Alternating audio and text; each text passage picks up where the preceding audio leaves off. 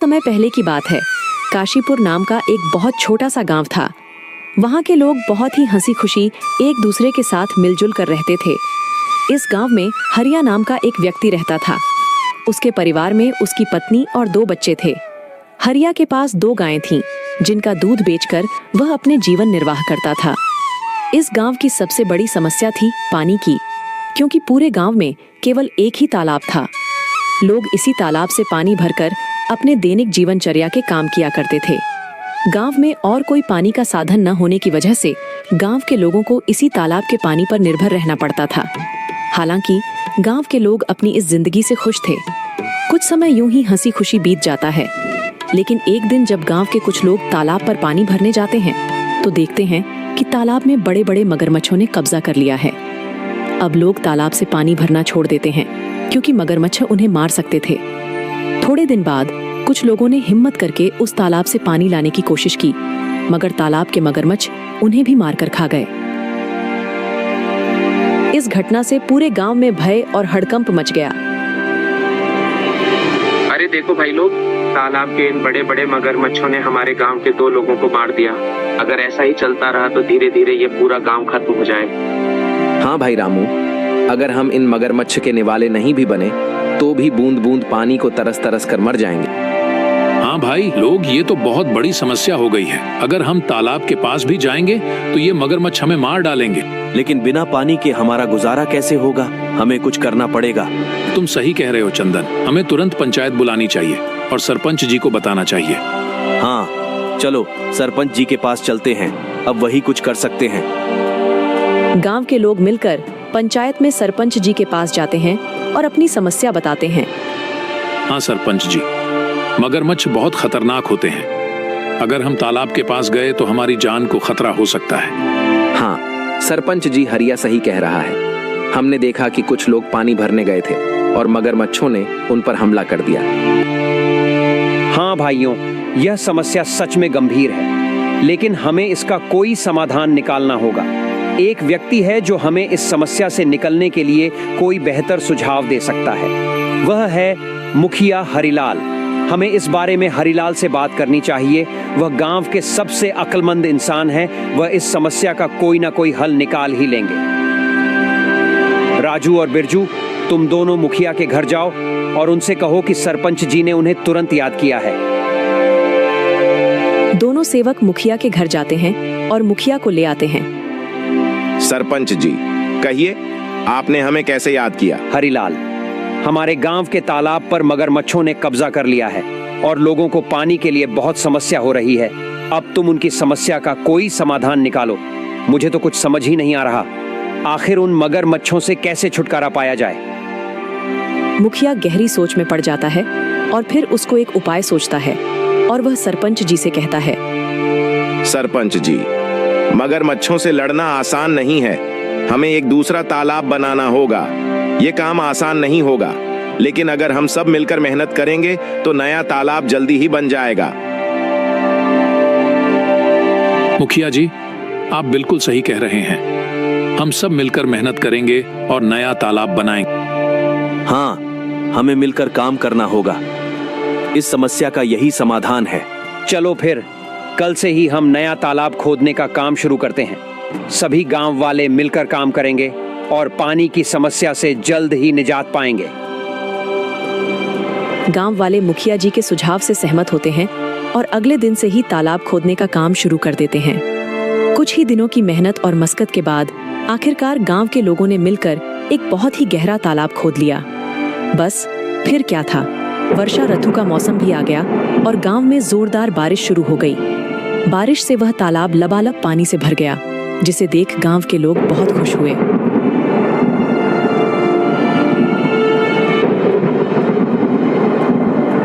अरे हरिया, यह देखो, हमारा तालाब कैसे पानी से भर गया है। अब हमें पानी के लिए उस मगरमच्छ वाले तालाब में जाने की जरूरत नहीं पड़ेगी। हम यही पास ही के तालाब से पानी भर लिया करेंगे।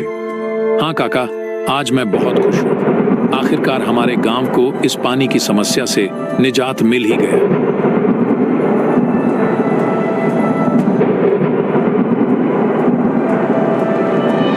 ऐसे ही कुछ दिन हंसी खुशी बीत जाते हैं। गांव के लोग तालाब के होने से बहुत खुश थे, लेकिन एक दिन गांव के लोगों की खुशी को जैसे किसी की नजर ही लग गई।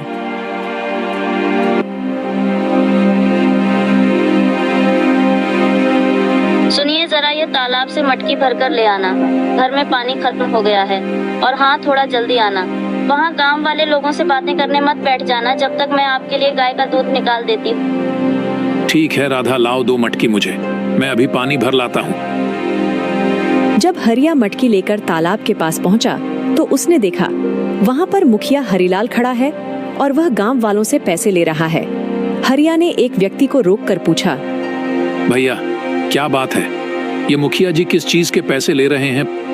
अरे भाई हरिया, क्या बताऊं अब तुम्हें। अब यह मुखिया जी हमसे इस पानी के पैसे ले रहे हैं। इनका कहना है कि जिसे भी इस तालाब से पानी भरना है उसको पैसे देने होंगे, और जो पैसे नहीं देगा उसे तालाब से पानी नहीं भरने दिया जाएगा।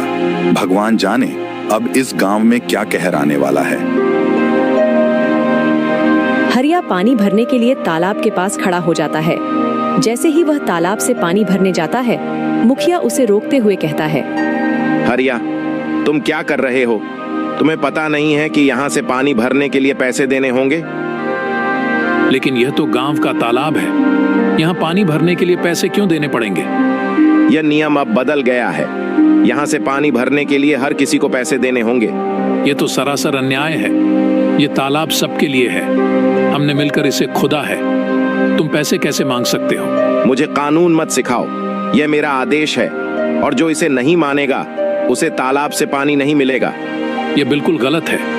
मैं इस बात को जमींदार साहब के पास ले जाऊंगा। तुम्हें इसका जवाब देना होगा। जाओ जाओ, जमींदार साहब के पास जाओ। लेकिन तुमने इस बारे में जमींदार के सामने अपना मुंह भी खोला तो तुम्हें और तुम्हारे परिवार को इसके गंभीर परिणाम भुगतने पड़ सकते हैं। मेरी शिकायत करने से पहले एक बार अपने परिवार के बारे में भी सोच लेना।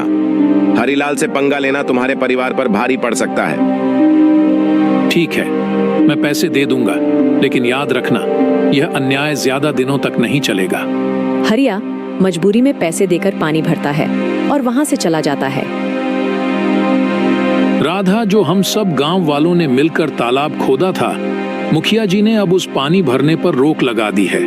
मुखिया ने कहा है कि अगर पानी चाहिए तो तुम्हें इस पानी की कीमत चुकानी होगी। ये मुखिया अपने आप को समझता क्या है? देख लेना, एक दिन इसके पापों का अंत जरूर होगा।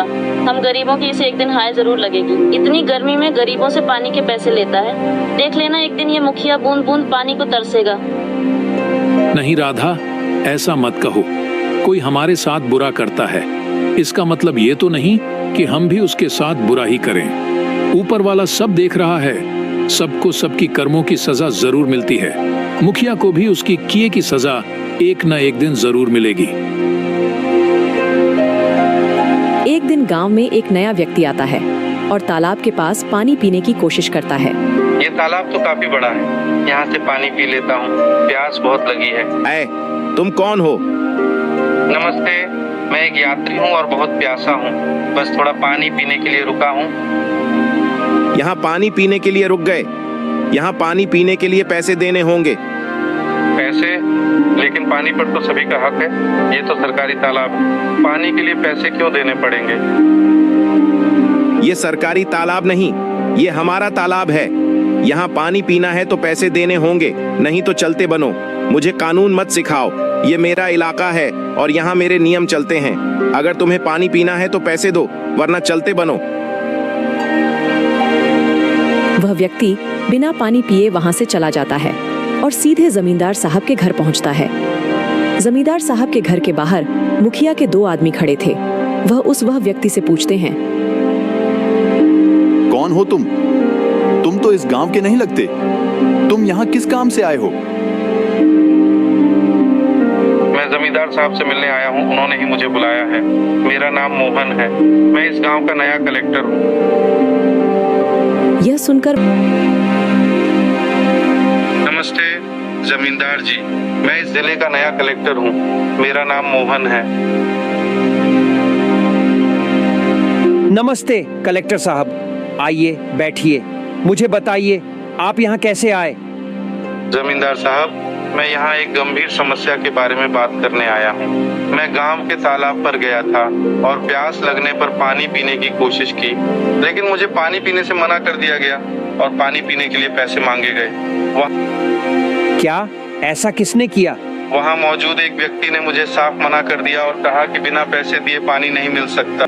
तालाब का पानी तो सबके लिए मुफ्त है, यह बहुत गलत है। मुझे माफ कीजिए कलेक्टर साहब, मैं तुरंत इस मामले की जांच करूंगा। जमींदार साहब गुस्से में बाहर खड़े मुखिया के दोनों आदमी को अंदर बुलाते हैं। हमारे गांव में यह क्या चल रहा है? तुमने मुझे इसकी खबर क्यों नहीं दी? मैंने तुम दोनों को किस लिए काम के लिए रखा है? अब तुम सीधे सीधे यह बताओ कि यह जो कलेक्टर कह रहे हैं वह क्या सच है? कलेक्टर साहब का कहना है कि हमारे गांव के तालाब पर गांव के लोगों से पानी के पैसे लिए जा रहे हैं। सच सच बताओ मुझे। जमींदार की फटकार से वह दोनों आदमी सब उगल देते हैं। जी जमींदार साहब, वह मुखिया हरिलाल हैं जो गांव वालों से पानी भरने के पैसे ले रहे हैं। हमने उन्हें बहुत समझाने की कोशिश करी, लेकिन वह नहीं माने। उस मुखिया हरिलाल की इतनी हिम्मत, उसने मेरे पीठ पीछे गांव वालों के साथ ऐसा व्यवहार किया। जाओ, मुखिया को अभी बुला कर लाओ, और हाँ, साथ में सारे गांव वालों को भी एकत्रित करके यहाँ लाओ। थोड़ी देर में मुखिया के साथ ही सारे गांव वाले भी जमींदार साहब के घर पहुंच जाते हैं। गांव वालों, आज मैंने आपको एक जरूरी मुद्दे पर चर्चा करने के लिए बुलाया है। हमें पता चला है कि तालाब के पानी के लिए आपसे पैसे वसूले जा रहे हैं। क्या यह सच है? सरपंच जी, यह सच है। हमें हर बार पानी भरने के लिए पैसे देने पड़ते हैं। हमारे साथ बहुत गलत हो रहा है सरपंच जी। हम पहले से ही मुश्किल में हैं और यह नया नियम हमारे लिए बहुत भारी पड़ रहा है। मुखिया, तुम्हें क्या कहना है? क्या यह सच है कि तुमने पानी के लिए पैसे वसूले हैं? तभी मुखिया का ध्यान उस व्यक्ति के पास जाता है जिसे मुखिया ने पानी पीने से मना कर दिया था। अरे ये व्यक्ति यहाँ क्या कर रहा है? अच्छा, तो इसीलिए लगाई है। मेरी शिकायत देख लूंगा इसको तो मैं। बोलो हरिलाल, ये सब क्या चल रहा है? सच का तो मुझे पता चल ही गया है, लेकिन एक बार यह मैं तुम्हारे मुंह से सुनना चाहता हूँ। जमींदार साहब, मैंने ये सोचा था कि इससे गांव के विकास के लिए पैसे जमा होंगे, लेकिन अगर ये गलत है तो मुझे माफ कर दीजिए। माफी का समय अब नहीं है। तुमने गांव वालों और हमारे कलेक्टर साहब के साथ गलत किया है। मुखिया, मैं तुम्हें इस पद से तुरंत हटा रहा हूँ। तुमने अपने पद का दुरुपयोग किया है। अब गांव वालों को तुमसे कोई परेशानी नहीं होगी। मुझे माफ कर दीजिए जमींदार साहब। माफी मांगने से कुछ नहीं होगा। अब से तुम इस पद पर नहीं रहोगे और गांव के किसी भी फैसले में तुम्हारा कोई अधिकार नहीं होगा। जमींदार साहब, हमें तो लगता था कि यह तालाब सभी के लिए है, लेकिन मुखिया जी ने इसे अपनी संपत्ति ही बना लिया है। गांव वालों, मुझे खेद है कि आपको ऐसी कठिनाइयों का सामना करना पड़ा। मैं आपको आश्वासन देता हूं कि आगे से ऐसा कोई अन्याय नहीं होगा। तालाब का पानी अब सभी के लिए मुफ्त होगा। धन्यवाद जमींदार साहब, आपने हमें न्याय दिलाया। गांव वाले यह जानकर खुशी खुशी अपने काम में वापस लौट जाते हैं कि अब उन्हें तालाब के पानी के लिए कोई भुगतान नहीं करना पड़ेगा और उनके साथ